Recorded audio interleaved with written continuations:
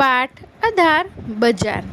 વિદ્યાર્થી મિત્રો, આપણે આગળ બજાર એટલે શું અને બજારના બે પ્રકાર વિશે અભ્યાસ કરી ગયા। બજાર એટલે ચીજવસ્તુઓની વેચાણ કરતી દુકાનો જ્યાં હોય તે સ્થળને બજાર કહેવાય। તેમજ બજાર એટલે જ્યાં ખરીદનાર અને વેચનાર ભેગા થતા હોય એ સ્થળને બજાર કહેવાય। આપણે બજારમાં કઈ કઈ વસ્તુઓ લેવા જઈએ છીએ તે પણ આપણે જોયું। બજારના બે પ્રકારો જોયા, એક મોહલ્લા બજાર અને બીજું ગુજરી અથવા સાપ્તાહિક બજાર વિશે અભ્યાસ કર્યો। હવે આપણે આગળ ત્રીજો પ્રકાર જોઈશું, શોપિંગ કોમ્પ્લેક્સ અને મોલ। આપણી આસપાસ દુકાનો અને સાપ્તાહિક બજારો સિવાય મોટા શહેરોમાં બીજા બજારો પણ હોય છે। એક જ બિલ્ડિંગમાં એક સાથે કેટલીય અલગ અલગ પ્રકારની દુકાનો હોય છે જેને શોપિંગ કોમ્પ્લેક્સ કહેવાય। શોપિંગ કોમ્પ્લેક્સ એટલે શું?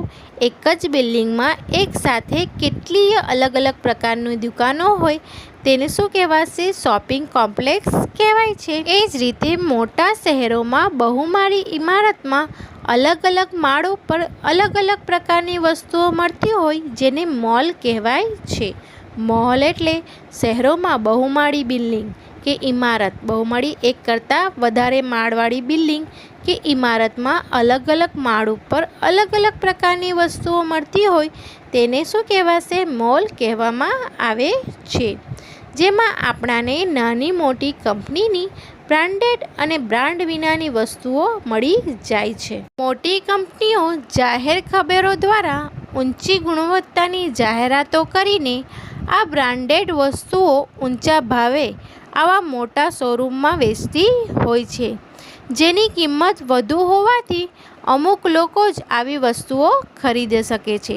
મોલમાં વેચાતી બ્રાન્ડેડ વસ્તુઓની કંપનીઓ જાહેર ખબરો દ્વારા ઊંચી ગુણવત્તાવાળી જાહેરાતો કરીને બ્રાન્ડેડ વસ્તુઓ ઊંચા ભાવે વેચતી હોય છે શોરૂમમાં। તેથી આ જે વસ્તુઓની કિંમત શું હોય છે? વધારે હોય છે। તેને કારણે આ વસ્તુઓ અમુક લોકો જ ખરીદી શકે છે। ગ્રાહકને કેન્દ્રમાં રાખીને દુકાનો સજાવવામાં આવે છે।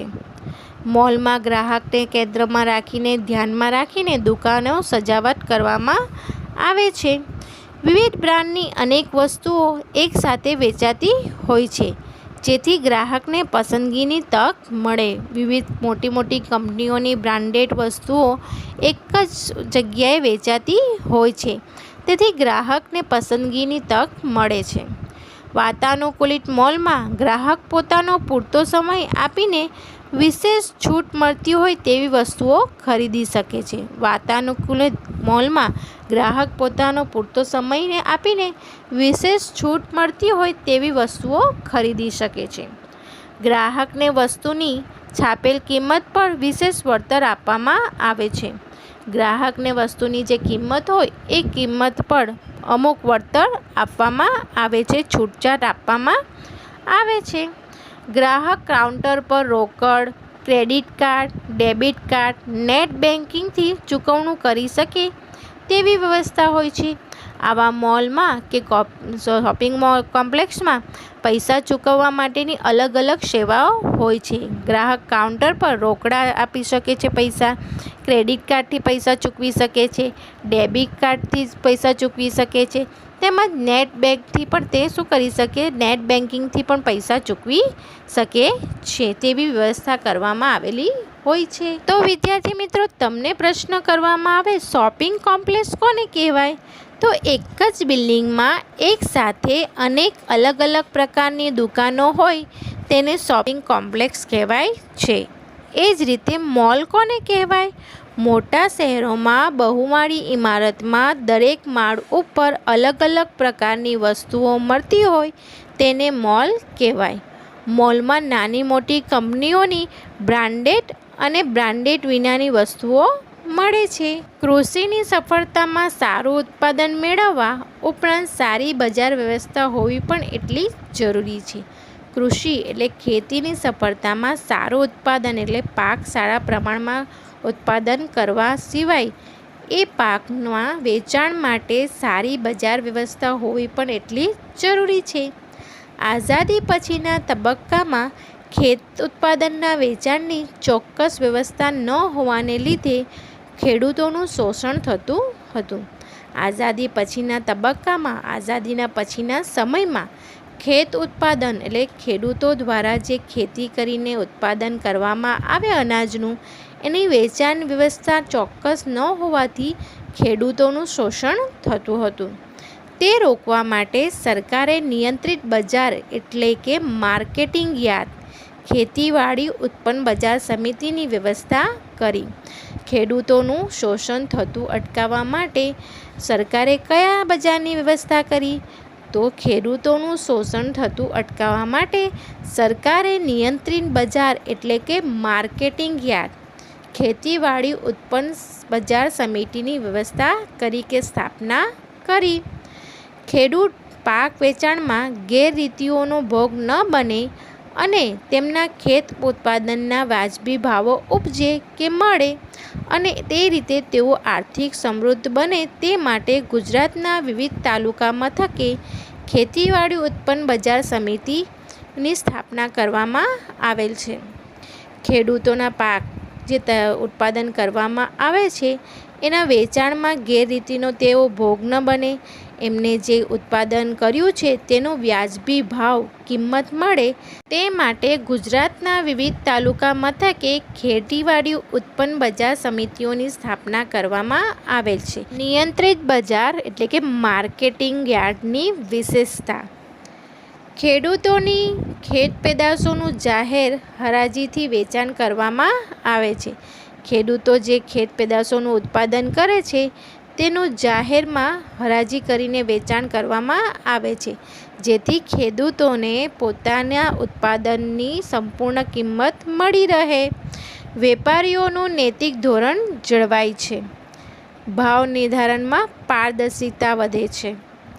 ખેડૂતોને તેના ખેત ઉત્પાદનના વધુ સારા ભાવ મળી શકે છે. વેપારીઓને ચોખ્ખો અને સારો માલ એક જ જગ્યાએથી પૂરતા પ્રમાણમાં મળી રહે છે. વિવિધ સેવાઓ જેવી કે બેન્કિંગ, ધિરાણ, વીમો, ગોદામ, અન્ય સુવિધાઓનું નિર્માણ વગેરેની અમલવારી અસરકારક રીતે થાય છે. રેડિયો, વર્તમાનપત્ર, ટીવી તથા ઓનલાઈન મોબાઈલ ફોન પર ખેડૂતોને ખેત પેદાશના દૈનિક બજાર ભાવ મળી રહે છે. ખેડૂતને માર્કેટિંગ યાર્ડમાં રાત્રિ રોકાણ, નિવાસની સુવિધા, તેના પાકને સંગ્રહ કરવા ગોડાઉન વગેરેની પણ સગવડ મળી રહે છે. આ બધી વિશેષતા નિયંત્રણ બજારની હોય છે. ખેડૂતોને ખેત પેદાશોના દૈનિક બજાર ભાવ ક્યાંથી મળી રહે છે? તો ખેડૂતોને ખેત પેદાશોના દૈનિક બજાર ભાવ રેડિયો, ટેલિવિઝન, દૈનિક વર્તમાનપત્રો, ઓનલાઈન મોબાઈલ ફોન વગેરે દ્વારા મળી રહે છે. ખેડૂતોને માર્કેટિંગ યાર્ડમાં કઈ કઈ સગવડો મળે છે? નિયંત્રિત બજારમાં ખેડૂતોને કઈ કઈ સગવડો મળે છે? તો ખેડૂતોને માર્કેટિંગ યાર્ડમાં રાત્રિ રોકાણ માટે રહેવાની અને તેમના પાકોનો સંગ્રહ કરવા માટે ગોડાઉનની સુવિધાઓ મળી રહે છે કે સગવડો મળી રહે છે. આગળનો બજારનો પ્રકાર છે ઓનલાઈન બજાર. હવેના સમયમાં ઓનલાઈન શોપિંગનું પ્રમાણ વધી રહ્યું છે. હાલના વર્તમાન સમયમાં ઓનલાઈન શોપિંગ એટલે કે ઓનલાઈન ખરીદીનું પ્રમાણ વધી રહ્યું છે. બજારમાં ગયા વિના જ આપણે કોમ્પ્યુટર, મોબાઈલ ફોન કે ટીવી પરથી ડિજિટલ પેમેન્ટ કરીને સીધી જ ખરીદી કરી શકીએ છીએ. હાલના સમયમાં આપણે ઘર બેઠા બેઠા મોબાઈલ ફોન દ્વારા, કોમ્પ્યુટર પર, ટીવી પર ડિજિટલ પેમેન્ટ કરીને આપણે શું કરી શકીએ છીએ? ખરીદી કરી શકીએ છીએ. ઓનલાઈન શોપિંગ માટે અનેક કંપનીઓ ગ્રાહકોને સીધું જ વેચાણ કરતી હોવાથી વધુ વળતર આપીને બજાર કરતાં સસ્તા દરે વસ્તુઓ વેચી શકે છે. ઓનલાઈન શોપિંગમાં કંપનીઓ ગ્રાહકોના સીધા સંપર્કમાં આવે છે અને વેચાણ કરતી હોવાથી તેઓ ચીજવસ્તુઓ પર વધુ વળતર આપે છે કે છૂટ આપે છે. તેથી બજાર કરતાં ઓનલાઈન ખરીદી પર વસ્તુઓ કેવી પડે છે? ગ્રાહકને સસ્તી પડે છે. ગ્રાહકના ઘર સુધી ચીજવસ્તુઓ સીધી પહોંચી જાય છે, જેના લીધે તેનો ઉપયોગ વધુને વધુ થઈ રહ્યો છે. ઓનલાઈન શોપિંગમાં ગ્રાહકના ઘર બેઠા વસ્તુ તેને સુધી પહોંચી જાય છે. તેથી હાલના સમયમાં ઓનલાઈન શોપિંગનું પ્રમાણ વધુને વધુ થઈ રહ્યો છે. તમે પણ ઓનલાઈન ખરીદી કરી જ હશે. આમ હવે બજાર આપણા ઘરમાં કે આપણા હાથમાં આવી ગયું છે. ઓનલાઈન શોપિંગ દ્વારા, ઓનલાઈન ખરીદી દ્વારા બજાર આપણા ઘરમાં કે આપણા હાથમાં આવી ગયું એમ કહી શકાય. ઓનલાઈન ખરીદીમાં સાવચેતી રાખવી જરૂરી છે, અન્યથા છેતરપિંડીનો ભય પણ રહે છે. ઓનલાઈનના ફાયદા છે કે ઘર બેઠા આપણાને સારી ગુણવત્તાવાળી સસ્તી વસ્તુ મળી રહે છે, પરંતુ કેટલીક વાર છેતરપિંડીનો બી ભોગ બની શકાય છે. તેથી ઓનલાઈન ખરીદીમાં સાવચેતી રાખવી પણ ખૂબ જરૂરી છે.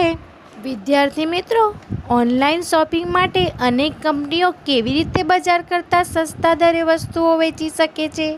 કારણ કે ઓનલાઈન શોપિંગ માટે અનેક કંપનીઓ ગ્રાહકોને સીધું વેચાણ કરતી હોય છે, સીધા સંપર્કમાં આવતી હોય છે. તેથી તેઓ વધુ વળતર એટલે કે વધુ છૂટછાટ આપીને બજાર ભાવ કરતાં દરેક વસ્તુઓ કેવી વેચે છે? સસ્તી આપે છે કે વેચે છે. ઓનલાઈન શોપિંગનો ઉપયોગ સાથી વધુને વધુ થઈ રહ્યો છે. તમને પ્રશ્ન કરવામાં આવે કે કારણ પૂછવામાં આવે કે હાલમાં ઓનલાઈન શોપિંગનો ઉપયોગ શા માટે વધુમાં વધુ થઈ રહ્યો છે, તો ઓનલાઈન શોપિંગમાં કંપનીઓ ગ્રાહકને સીધા વેચાણમાં વધુ વળતર આપીને બજાર ભાવ કરતાં સસ્તા દરે વસ્તુઓ વેચે છે. તેમજ ખરીદેલી વસ્તુઓ ગ્રાહકના ઘર સુધી સીધી પહોંચે છે. તેથી ઓનલાઈન શોપિંગનો ઉપયોગ વધુને વધુ થઈ રહ્યો છે.